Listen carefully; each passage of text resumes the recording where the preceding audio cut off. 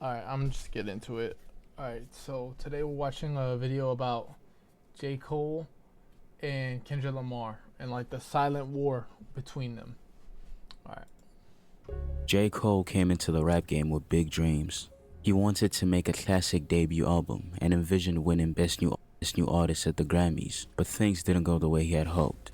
His start in the mainstream was rough. Despite being signed to Jay-Z's Roc Nation, Cole couldn't get a release date for his album without delivering a radio single. We were just in the studio trying to make hits. No lie, I was probably the most depressed he's ever been, you know, like... Yo, J. Cole, where's the single? That's what the label's saying to me. For 2 years, he struggled to make that one hit. During this time, Jay-Z would ask Drake to give him a hit, an embarrassing... It's crazy, because some people, they go their entire careers never even having one hit, so... moment that showed how much Cole was struggling. I don't have a single, and the next 6 months of my life was like literally hell. And I have been praying for this record, I promise you. Eventually, he released Workout, a track that did gain attention, but disappointed many of his core fans and people who believed in him. So I get a release date and we dropped the single. It was the worst response on any song I've ever. You gotta understand that, like, to my fan base, it's like, yo, that's the chosen one. The backlash made him doubt himself deeply. That's another thing too, is that like some songs, they're kind of like wine, like they come out at the wrong time, but then you know what I'm saying, like it'll just be new to the ear. Like sometimes it just needs some time. You know what I'm saying, like, and so like that's why like looking back, like, oh yeah, this was a banger, oh this was a classic. But it's like when that song came out, not many people liked it. You know what I'm saying. He never wanted to chase numbers, but instead he found himself compromising, something he'd always sworn against. Then almost out of nowhere, Kendrick Lamar arrived with his debut. He delivered exactly what Cole was trying to achieve, a debut album that balanced artistry and mainstream success. Good. Honestly, I don't even understand. Like, Workout wasn't even that bad. I don't see the issue. Kid, Mad City wasn't just a success, it was immediately hailed as a classic. A lot of people say it's an instant classic. That's great. You know, I love that. But I want that longevity. You know, I don't want you to be saying it because it's, you know, I'm hot right now. I definitely feel like it's definitely classic worthy. I always said that it just gotta have them years behind it. Yeah. From the outside looking in, it seemed like Kendrick did it effortlessly. But that wasn't true. Behind the scenes, Kendrick was facing similar struggles. Top Dawg wouldn't let him drop the album without hits either. Instead of compromising, he worked even harder until he found a way to hit both. What the hell, bro? I know he's bobbing to the music, but like... targets. Oh my but God. Before he figured it out, he too had multiple failed attempts at making the club record. What's your wackest song? It's called Bitch, I'm in the Club. Just like Cole spending 2 years crafting his debut, Kendrick made multiple versions of Good Kid, Mad City before it clicked. It wasn't easy, but he figured it out. He found the balance and he nailed it to the point it seemed effortless. For J. Cole, watching Kendrick succeed where he had stumbled... And it's crazy because like everybody starts off at day one. Shit. Everybody starts off at day one, so imagine quitting or giving up. You know what I'm saying? Like we would never have no J. Cole's, no Kendrick Lamar. So if you're doing something right now and you love it, just do it. Just keep doing it. Just make time for it and just keep doing it, because just you never know. It's not only about fame or fortune either. It's like you just might become a legend on accident. You know what I'm saying? Just because of consistency and the love for what you do. So just keep going at it, because you never really know. Had to be painful. He wanted to be seen as one of the new greats, but when his debut dropped, it was met with mixed reviews. His first album wasn't the album he wanted to make. The first album comes out, and it does tremendously well commercially. But the reception critically and on the internet is still sort of mixed. Part of it was the fact that we knew that album wasn't exactly what we wanted. Born Sinner was dark because of that. You know what I mean? Like, he was going through a dark time where he was feeling like he still had to prove himself. A mind state that I never had to deal with before, which is like fighting all these negative thoughts. That's the dark place I'm talking about, like self-confidence. Like, can you imagine that there was a world before that didn't have J. Cole or Kendrick Lamar? and like at one point in time they were on their grind. Like that to me, that is so wild to think of. Like, because the majority of my life, I've had these artists. They're so nostalgic and iconic to me, in my opinion. So I just can't imagine a world without them. Confidence kind of shattered, you know what I mean? And like trying to fight against that. And then comes Kendrick, Damn. seemingly unbothered by the system, thriving without compromise. In multiple interviews, Cole said he felt like he was the artist who took the hits so that others could avoid compromise. He believed he paved the way for people like Kendrick. Now it's easy for niggas. As long as you come with good music, you can be Kendrick Lamar. You don't gotta put out your song with Lady Gaga, whatever it is. A label not gonna tell you, hey, but you need a single. No, man. Just develop your fan base and put out a great album. I ain't had a luxury, so I could have been crushed. The truth is, everyone faced the same obstacles. The difference was execution. It wasn't that Cole opened the door and showed Kendrick how to do it. They were in the same predicament, and Kendrick just happened to execute at... I know I said this, but yo, I'm gonna say it again. If you are doing something right now that you love, do never quit. Don't ever quit. Always keep doing that. And the reason is simply because you love it. Simply because we live one life. This is one life only. And that should be a good enough reason to just keep going. Because you simply love it. And one day we're going to die. And it doesn't matter. It doesn't matter who you are or how much money you make. We're all going to die one day. So you might as well just do what you love. Just simply. Sorry, I'm tired. I'm going to be slurring my words. I'm trying my best not to, but yeah. a much higher level. In a 2013 interview, he admitted that his team was trying to get him to wear clothes that he hated, and he was trying to adjust to looking like a star. Then there was that funny story about his stylist putting... Bruh. I know this was a different time, but... Dog. I can't... That doesn't even look comfortable. That's probably why he looks homeless now. Cause he's like, I'm not doing this. Bro, it looks kind of... I don't know. You look Puerto Rican as shit right there. him in a Versace jersey for a red carpet, only to find other people wearing the exact same outfit, all the way down to the shoes. I mean... Well, yeah, if they got like a starter pack and they're giving the same starter pack to the same dudes from the same label, of course it's gonna happen. But all in all, it's like dudes and women react differently to wearing the same outfits. Like when a dude sees another dude with the same shirt, like that's like awesome. It's like, oh bro, like you have good taste too. But like I feel like when women do that, they feel embarrassed. Like, oh, I thought it was unique. It's like they're adding like personality to fabric. And yes, fabric can show your personality, but like whether it be uniqueness, it's like the tailor made multiple copies. Kendrick, on the other hand, never bent. He was focused only on the music, and that authenticity paid off. Both of them were equally criticized for not looking like stars and were incentivized to play the game. One chose to try to play the game and the other didn't. Yeah, he said I look like a star. I said he don't look like a star. You had a problem because you had on corduroys. He just didn't look like a star, but I never said he was whack. He's dumb nice. You know, everybody got to be their own individual. By 2013, Kendrick was crowned MTV's hottest MC in the game, and while he... That's true. So it's like it goes in with the starter pack thing that I was talking about. It's like... I know it's gonna sound cringy and corny, but it's like if everybody looks the same, everyone's doing the same things, like how are you gonna stand out? You know what I'm saying? And then like if you are doing the same thing as everybody else, are you doing it because you want to fit in, or you know what I'm saying? So then that's another thing that it's like why doing your own style is important. Yes, someone else can like the same things that you like, which is completely fine. Don't get me wrong. But all I'm saying, it's like if you love something and people are shooting it down, who gives a crap? You love it. That's all that matters. You know what I'm saying? He was honored. Others weren't as thrilled.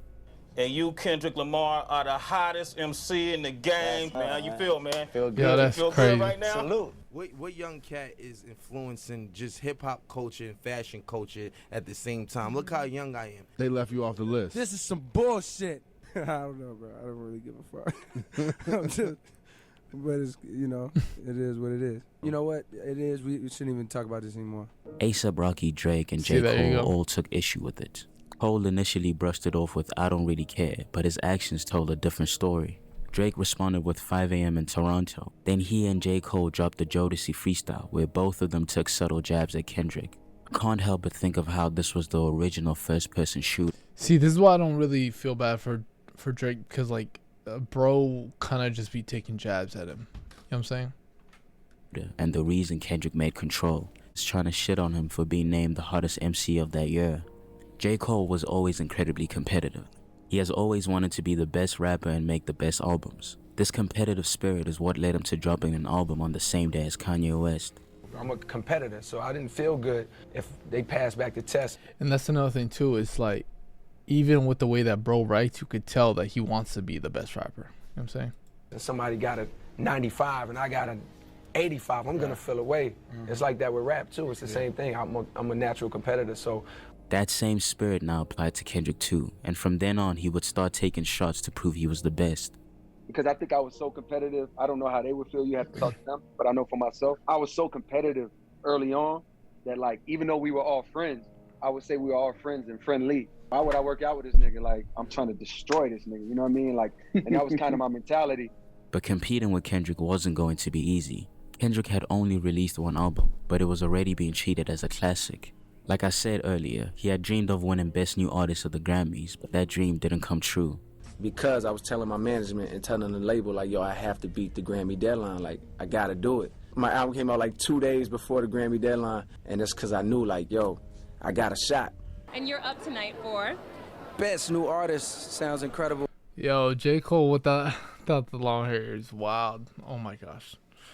But that you know what I'm saying? Like, that's crazy too, because I don't really like competition that much, unless it's with myself, but I still do see the importance of it.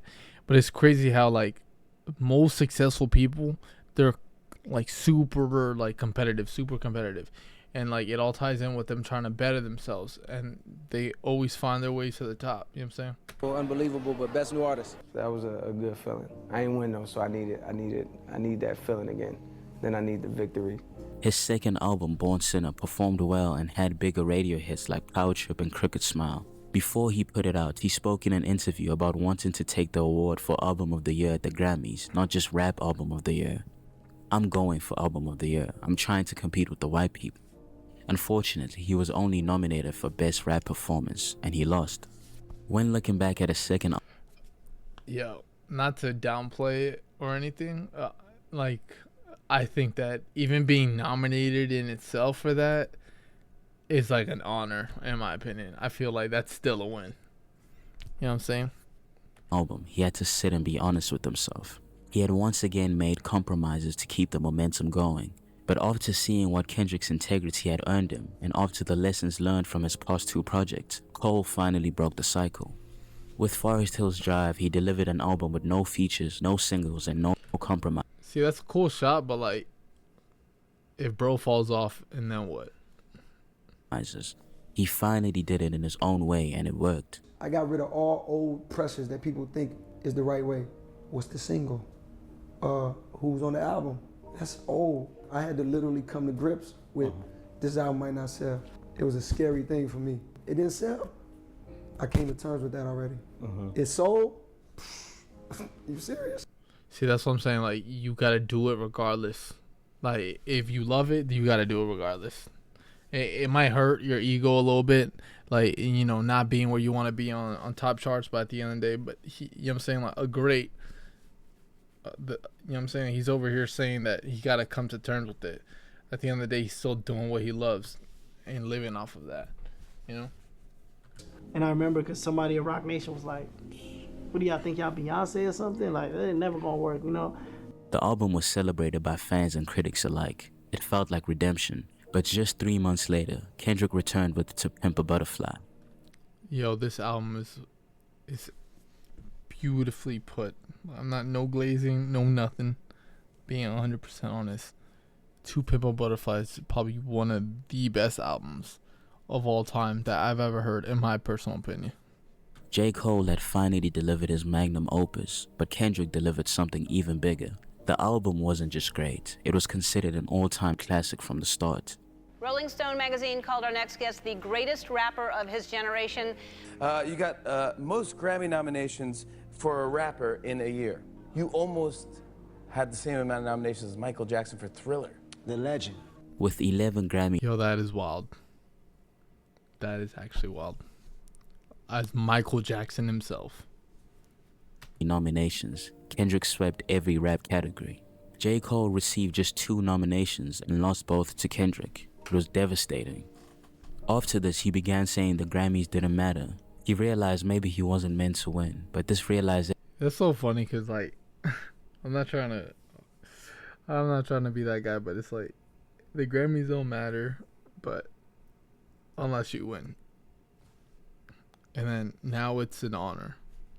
You know what I'm saying? But I mean, all in all, I still get it. I feel like it's definitely orchestrated in stage, and at the end of the day, it's just it's just one of those things. It's like at the end of the day, you're gonna be doing what you love because you love what you do, or that should be the reason. Doesn't come without pain. To desire something your whole life and not be able to get it really hurts. Had I won it early on, I think it would have validated all of those feelings I had for it, of like, oh man, and maybe it would have felt like a championship at that point, I'm not sure. Yeah. The fact that it didn't happen, and then it didn't happen, and then it didn't happen. First there was the same feeling of like, wait, why they not rocking with me, boom, boom. And then after time, and like, it becomes clear that it's like, oh, wait a minute, like those things weren't for you. From tweets and interviews, he would say he is happy he didn't win any Grammys, but his continued references to it suggest otherwise. So Cole spoke with GQ extensively about not winning a Grammy. He said, I'm not supposed to have a Grammy, at least not right now, and maybe never. And if that happens, that's just how it was supposed to be. By the time J. Cole truly embraced his own authenticity, Kendrick was miles ahead. When he later released For Your Eyes Only, people criticized it for taking from To Pimp a Butterfly's blueprint. Meanwhile, Kendrick...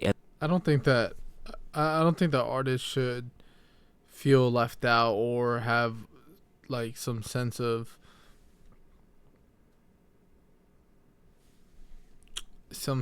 like less value just because they haven't won a Grammy. Like, if everybody knows you have a fan base, you're making a crap ton of money, you know what I'm saying, you're free, I feel like that should be like enough, in my opinion. You know what I'm saying? Like, obviously, like, I don't know, obviously, like, it goes in with the competitive stuff, but I feel like you can still be competitive and still like be in the moment. And I'm not saying that that's what J. Cole isn't doing. I'm just saying that like in hindsight, you know, elevated again with Damn, adding another possible classic to his name, one that also became his most commercially successful. Now Kendrick both had critical acclaim and chart dominance. Cole couldn't compete on either front. While he was playing catch up to Kendrick was focused on beating Drake. But then Kendrick Lamar went quiet. And in 2019, J. Cole picked up his pen again. He began killing features, sharpening his skills, and reminding everyone what he could do. For years, he delivered high-quality verses. He was back, hungrier than ever. And just when it seemed like he was catching up, Kendrick teased his return, saying he was coming to smoke on everybody's top 5, which raised all our expectations. J. Cole was rapping at his best, and Kendrick was coming back. But when Mr. Morale and the Big Steppers dropped, it wasn't the explosive return people anticipated. It was personal, introspective, and polar. I still think that, like, I don't know, like, because the thing is, like he dropped 2 classics back to back, and then Damn, also a classic as well. My personal opinion, I don't think it was as good as the first 2, but I still think it was still a classic in my opinion. But and then so it's like now, like, bro, like, he keeps getting the ball running, and everyone thinks that all right, everything that he drops got to be a classic now, and then they let themselves down. But if you listen to the album, there's just like a bunch of really great songs on there. Like, I love it when you count me out. I don't want to, like, that is a beautifully put song. Like, you know what I'm saying? I don't know, just my opinion. Rising. For the first time, there were a lot of people that called the Kendrick album a disappointment. He looked vulnerable while J. Cole was finally hitting his stride. People began to reshuffle their big three rankings. I saw a lot of people putting J. Cole above Kendrick and Drake. Kendrick talking shit to everybody in the world but a nigga named Jermaine. My rapper order it has to change. J. Cole is #1 in that rapper order. It has to. It has to. He also started throwing subliminals again, just like he did at the start of his career. His drive to be the best was fueled by feeling like he was being overlooked his whole career. Yes, he built his own path, but he still wanted the respect from the game as the best. He kept mentioning people putting him #3 behind Drake and Kendrick because it really bothered him. The 2 Grammys he's won were features for other people. Like, what is this list? Are we talking about like the most famous or like the most skilled? Because I never really understood this list. Like this big 3, like it just kind of just doesn't make any sense. Because Drake doesn't write his own stuff, and even if he did that level of like rapping alone, I'm not talking about song qualities or songs in general. I'm talking about like the skill of rapping alone, like is nowhere near like Drake, nowhere near J. Cole or Kendrick, in my opinion.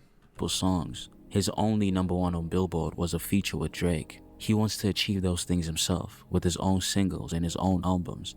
I'm cool. I almost feel better not having my first #1 be off of Drake alley-oop. You know what I mean? Like, I love Drake, and I love that I'm a part of that moment with him with Michael Jackson, but it's like, bro, it's like getting a Grammy with 21. It's like, bro, I love that for you. Shit, I almost don't, you know. Nah, I want y'all to keep me right where y'all had me. You know what I mean? Grammy-less, nigga. Don't throw me no simple. I can't believe this, bro. Like, I mean, I see what he's saying, but I think bro wants a Grammy. But the Grammys, you know what I mean? Like, I don't want none of that. For a while, it looked like he was taking the spot from Kendrick. For a guy who doesn't want a Grammys, he sure does mention it a lot. You know what I'm saying? Until he hopped on First Person Shooter with Drake.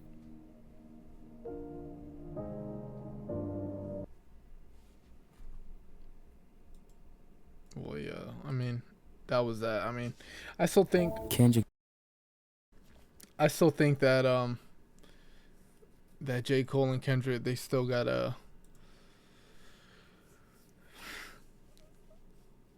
make that mixtape that was rumored. I mean, obviously it's not gonna be the same now because, you know, they're both still good, but I would say that they're not really in the prime that they were at the time that you wanted it. I still think that if they put out a mixtape, it'd still be dope regardless, and I would still listen to it.